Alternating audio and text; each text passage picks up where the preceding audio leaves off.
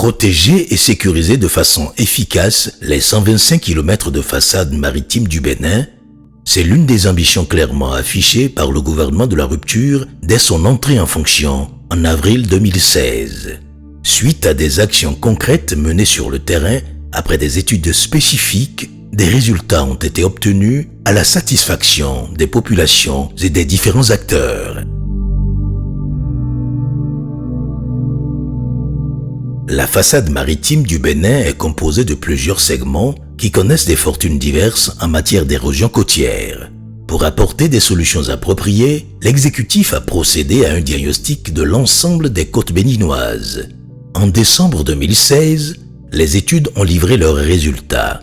3 segments critiques ont été identifiés. À la suite de ces études, le segment de côte de Cotonou, situé à l'est du port, qui, je le rappelle au passage, avait déjà bénéficié d'une première phase des travaux de protection côtière achevée en 2014, a été retenu, ce segment a été retenu comme la première priorité au regard de l'importance et de la densité d'occupation des sols sur ce segment. Un deuxième segment a été rapidement identifié au niveau de la zone récréo-touristique de Ouida pour 2 raisons. La première, c'est le phénomène de l'érosion côtière que tout le monde connaît, qui sévit sur ce segment, mais également rassurer les investisseurs dans le cadre du vaste programme initié par le gouvernement, le vaste programme donc, de développement touristique dans la zone de Ouida. Le troisième segment critique qui avait été identifié dès 2016, c'était le segment Ilakonji-Grand Popo, qui est un segment transfrontalier que nous partageons justement avec le voisin du Togo. Des études techniques ont été ensuite menées sur les segments critiques. Un plan multisectoriel a permis la définition des actions à mener au niveau de chacune de ces portions de côte. Les premiers travaux ont visé les côtes est de Cotonou. Avec ces travaux, il était question justement de combler les insuffisances enregistrées au niveau de la première phase, au terme de laquelle un certain nombre d'ouvrages de protection côtière ont été mis en place, mais n'arrivaient pas à jouer convenablement leur rôle malgré la présence de ces ouvrages. La deuxième phase a donc pris en compte ces insuffisances, notamment l'engraissement du système de protection et le renforcement, c'est-à-dire la densification du réseau d'épis qui avait été mis en place. Quand on est arrivé en 2016, on avait la grande préoccupation, urgence du Cotonou-Est, où on avait fait des travaux inachevés qu'il fallait rattraper. On a promis de régler ce problème en 1 an, ça a été fait, de telle sorte qu'en 2018, ce chantier a été livré. Il y a encore un suivi qui est en cours. Il y a une érosion résiduelle au bout, à l'est, que nous observons et que nous allons également traiter. L'érosion côtière est un principe très simple. Tout est né ici avec la construction de la digue du port autonome. Vous savez que sur nos côtes, il y a ce qu'on appelle le transit sédimentaire qui va d'ouest en est. Le sable est transporté et remplacé par le courant marin. Quand vous mettez une digue, vous bloquez le transit. Et quand vous bloquez le transit, l'eau de l'autre côté va chercher le sable tout seul et continuer. C'est ça qui crée l'érosion. Du coup, on remet d'autres épis pour rebloquer et alimenter. Ce qui a fait que ça n'a pas marché en 2014 quand ils ont fini. Quand on a construit les épis, il y a des caissons qui étaient là qu'il fallait remblayer. Le remblai que vous avez vu là, c'est comme un entretien des infrastructures de protection côtière qu'il faut revenir recharger tous les 20 ans, tous les 25 ans pour permettre que tout soit stable. 4 nouveaux épis ont été mis en place et des travaux d'engraissement réalisés pour repousser le trait de côte. Les 10 travaux ont permis de reconstituer une bande de 150 mètres de large le long de la côte.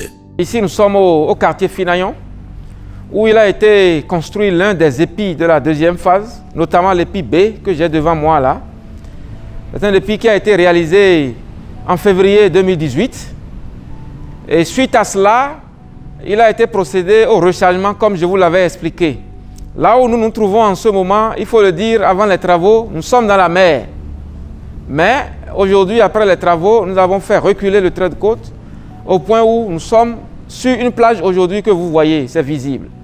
La différence de couleur au niveau du sable vous montre un peu le niveau du trait de côte au moment où on commençait les travaux.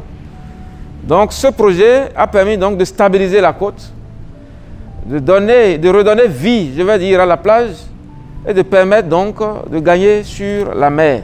On n'a pas fait que remblayer les caissons, on a créé une plage supplémentaire de 150 mètres d'épaisseur pour donner, offrir aux populations la plage qu'elles ont perdue.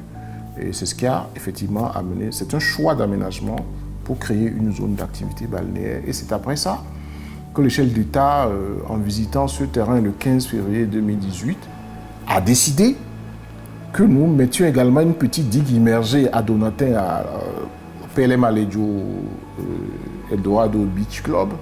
On a là aujourd'hui un lac marin de 50 hectares qui va bénéficier à l'infrastructure hôtelière qu'on est en train de vouloir installer. Les travaux de protection des côtes à l'est de Cotonou ont permis de maîtriser l'érosion côtière et de ramener la quiétude chez les populations riveraines. Nous avons toujours vécu des périodes très difficiles avec les populations avant 2016, malgré la présence des épis de la première phase. J'avoue que lorsque nous traversons chaque fois la saison de marée haute, si ce n'est pas des gens qui se trouvent envahis par l'invasion marine dans leur chambre en pleine nuit, c'est des enfants qui sont emportés par les vagues. Mais depuis, en tout cas, que nous avons fini, achevé ces travaux, ce qui nous revient, c'est la quiétude au niveau de ces populations. Nous avons rencontré à plusieurs reprises les riverains directs du trait de côte. Nous avons rencontré les élus locaux. Nous avons rencontré les conseillers et autres. Le son de cloche qui nous revient est le même, à savoir qu'aujourd'hui, grâce aux travaux de la deuxième phase, les populations peuvent dormir tranquillement sur la plage, dans la zone du domaine maritime, le domaine terrestre, j'allais dire. Aujourd'hui, par rapport à avant, les travaux ont apporté beaucoup de soulagement à la population. Parce que selon les courants marins, la mer sortait de son lit et emportait même les populations. Maintenant, les travaux de l'EPI ont apporté un grand soulagement, comme je le disais, parce que depuis ce temps, on peut dire que l'érosion a été stabilisée, même stoppée. Donc depuis 2 ans maintenant, on note plus une progression de la mer. La crête de la côte s'est stabilisée. Donc aujourd'hui, c'est un véritable soulagement pour nous riverains et populations environnantes que les travaux aient eu lieu, aient été terminés et aujourd'hui nous vivons paisiblement, sans crainte d'une avancée encore de la mer. L'école que nous on avait commencé, l'école primaire, c'était déjà englouti dans l'eau. Et bon, à chaque période, les présidents disent qu'ils vont essayer de faire quelque chose.